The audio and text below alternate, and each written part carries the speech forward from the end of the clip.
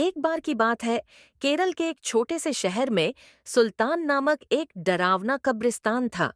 ऐसा कहा जाता था कि उस कब्रिस्तान में विभिन्न प्रकार के अलौकिक शक्तियां रहती थीं।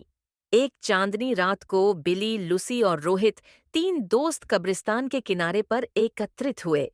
अचानक उनको कब्रिस्तान से भयानक फुसफुसाहट की आवाज सुनाई दी। आवाज कहाँ से आ रही है यह देखने के लिए वे हाथ में टॉर्च लेकर सावधानी से कब्रिस्तान के गेट से अंदर घुसे। जैसे ही वे कब्रिस्तान में दाखिल हुए, हवा तेज चलने लगी। अचानक उन्होंने एक इंसान को एक मकबरे के पास टहलते हुए देखा।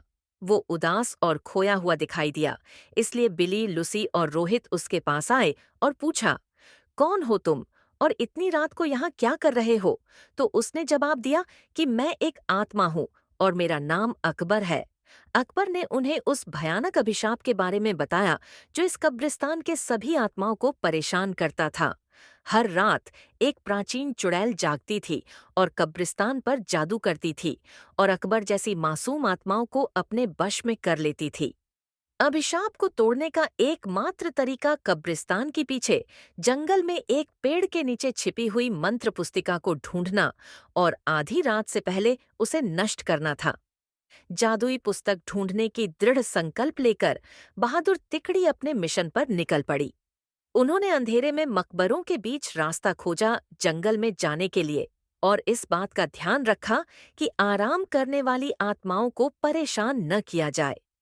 रास्ते में उन्हें बोन्स नामक एक शरारती छोटे कंकाल का सामना करना पड़ा, जो उन्हें जादू की किताब खोजने में मदद करने के लिए तैयार हो गया। वह कंकाल उन्हें एक पुराने आम के पेड़ के पास ले गई और कहा, इस पेड़ के पत्ते सब अपने पास रख लो।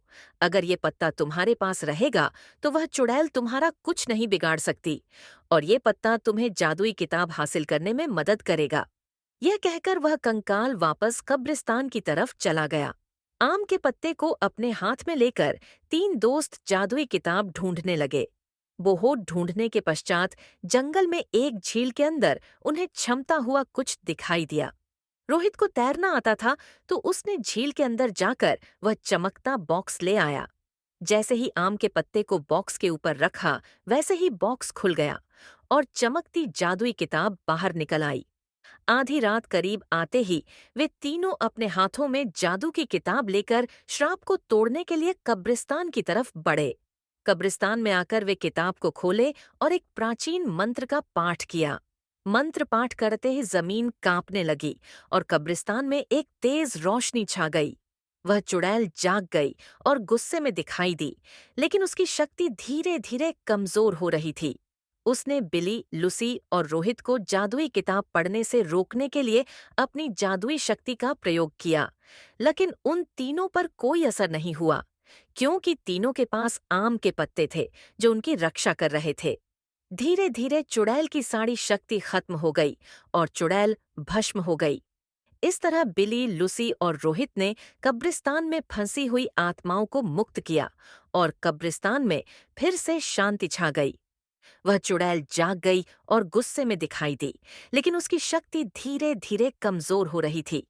उसने बिली, लुसी और रोहित को जादुई किताब पढ़ने से रोकने के लिए अपनी जादुई शक्ति का प्रयोग किया, लेकिन उन तीनों पर कोई असर नहीं हुआ, क्योंकि तीनों के पास आम के पत्ते थे जो उनकी रक्षा कर रहे थे।